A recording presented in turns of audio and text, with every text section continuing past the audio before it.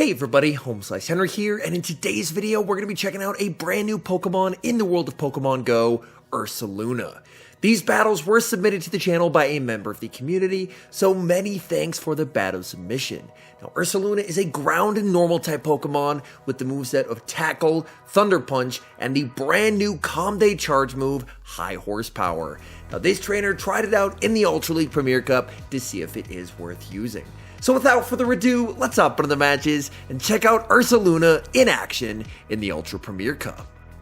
Hopping into the first match, picking up a great lead, Trevenant into Machamp. Opponent is going to immediately save switch out of here into a Alolan Muck, which is going to be met with the Ursaluna. These tackles beginning to add up on the Alolan Muck, as the Alolan Muck is going to fire off a charge move. This Dark Pulse is going to take Ursaluna into the yellow, and Ursaluna is going to bait with a Thunder Punch, hoping for the shield, and the opponent does commit the shield, so that proves to be a very nice bait. Alolan Muck is going to fire off a second Dark Pulse. At this point, Ursaluna does have to start shielding. Ursaluna continuing to farm up, firing off the Thunder Punch just short of the High Horsepower. Opponent double commit shields, and things are looking really good here for Ursaluna. Ursaluna starting to get low, but will be able to commit that final shield on the Dark Pulse. Ursaluna continues to farm. In comes Shadow Swampert into a loaded High Horsepower. High Horsepower, big damage onto the Swampert. In comes Obstagoon, and Obstagoon is going to be able to tank this damage from Swampert. Swampert goes for the Hydro Cannon.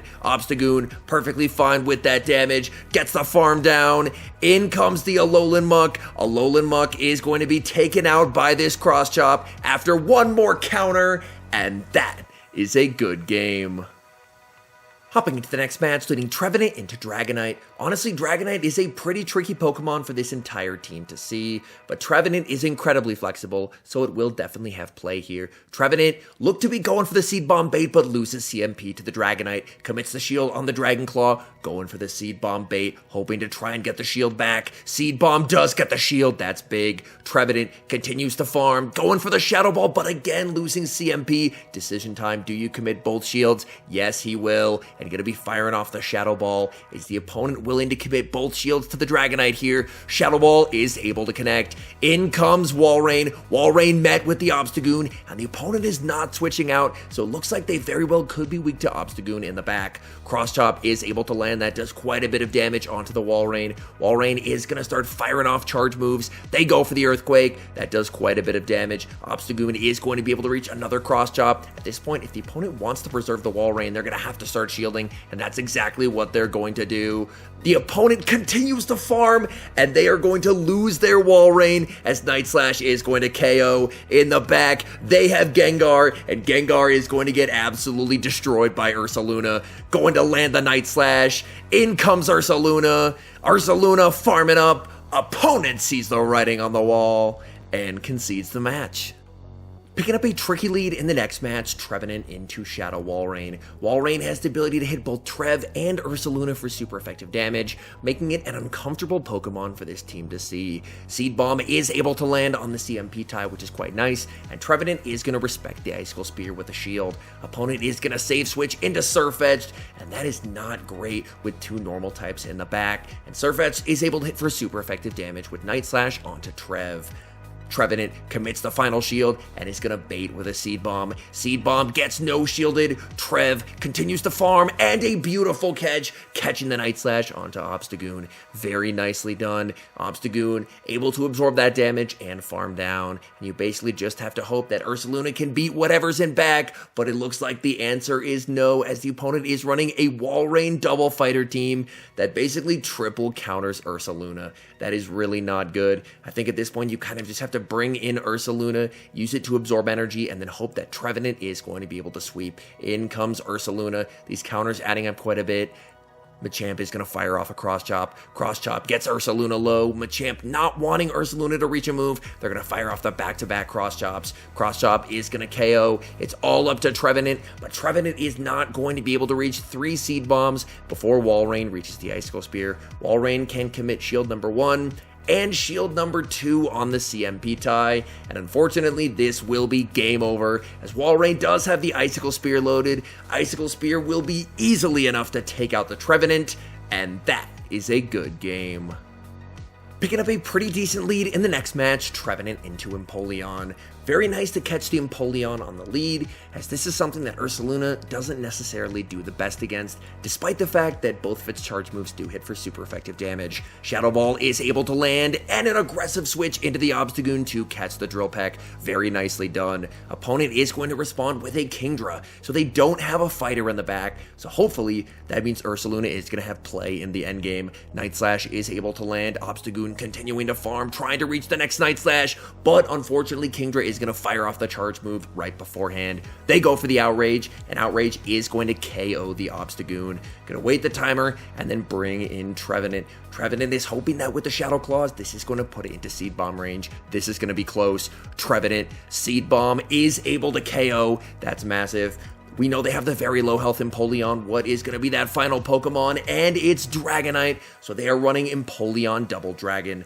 Unfortunately, Dragonite does win CMP over Trevenant, so Trevenant is going to be forced to burn a shield, but Trev will be able to grab a shield from the Dragonite as well. Dragonite commits the shield, and now it is Ursaluna time.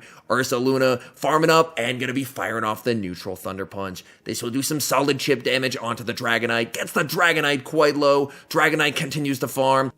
At this point, Ursaluna has done his job, so you can just let the Ursaluna go and trust in Trevenant. Opponent only went for a Dragon Claw as they were looking for farm on Empoleon, but Trevenant will farm down the Empoleon and the Dragonite to secure the win. Hopping into the next match, and Trevenant is met with a pretty nice lead in Gallade. Opponent will save switch into Skarmory, which is going to be met with Obstagoon. Obstagoon gonna fire off the Night Slash right away, going to try and fish for an early boost. Night Slash is able to land, and Obstagoon unfortunately is not able to get the boost. This Skarmory does appear that it's not fully maxed out to 50, which will definitely assist Obstagoon in this matchup, as the counters +1 Night Slash already have the Skarmory into the yellow. Skarmory is going to begin to commit shield, and that works out very nicely for Obstagoon because Obstagoon is able to outpace in this matchup. Obstagoon is going to match shields and then fire off the Night Slash. This will be getting that Skarmory deep into the red and should set up Obstagoon for a farm down. Opponent does not want to let that happen as they're going to pivot back into Gallade. Gallade is going to fire off the Leaf Blade. Leaf Blade is resisted, but the combination of Confusions plus Leaf Blade is going to add up quite a bit. Going to fire off a Seed Bomb. Seed Bomb not going to be enough to KO, but it should allow Trevenant to get a farm down and hopefully reach a charge move versus whatever they decide to bring in. It's an Altaria, and Trevenant is able to make the Shadow Ball. That is quite nice. Shadow Ball gets the shield. Trevenant is going to get farmed down, and now it is up to Ursaluna. These tackles are hitting for neutral, and so will the Thunder Punches. Ursaluna is going to let that go. Sky Attack is going to do some chip damage. Ursaluna continues to farm, and the opponent makes a beautiful catch, catching the Thunder Punch onto Skarmory. That is going to be enough to KO after a tackle. The opponent making a very nice play. Opponent is going to fire off another Sky Attack. Ursaluna committing the shield because, as you see, these tackles are adding up quite a bit. Ursaluna is going to fire off the Thunder Punch. This is not going to be lethal, but then it's all up to Obstagoon. Obstagoon able to get to the Night Slash, and that should be game over, as Night Slash will be taking care of the Altaria and securing the win.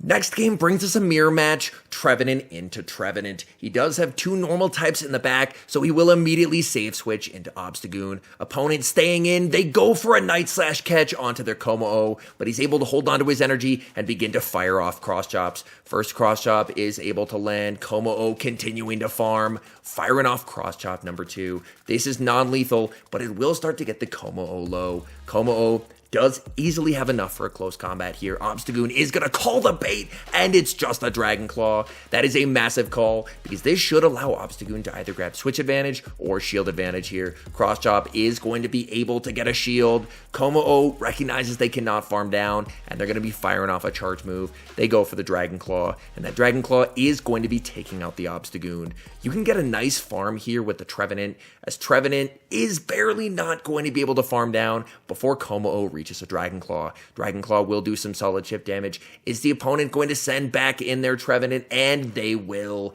Opponent did leave with a Seed Bomb loaded, commits the shield, and the opponent baits with a Seed Bomb. That's quite unfortunate. Gonna fire off a Seed Bomb in retaliation. Seed Bomb gets the shield, gonna send in Ursaluna. But the downside here is due to Ursaluna's typing, it does take super effective damage from Seed Bombs. Ursaluna is going to commit the shield. That's not great. This Trevenant is going to be able to reach another Seed Seed Bomb, and that's going to do quite a lot of damage to the Ursaluna. Ursaluna continues to farm, and Ursaluna is going to fire off the High Horsepower. High Horsepower is resisted, gets the Trevenant low. In the back is Shadow Wall Rain.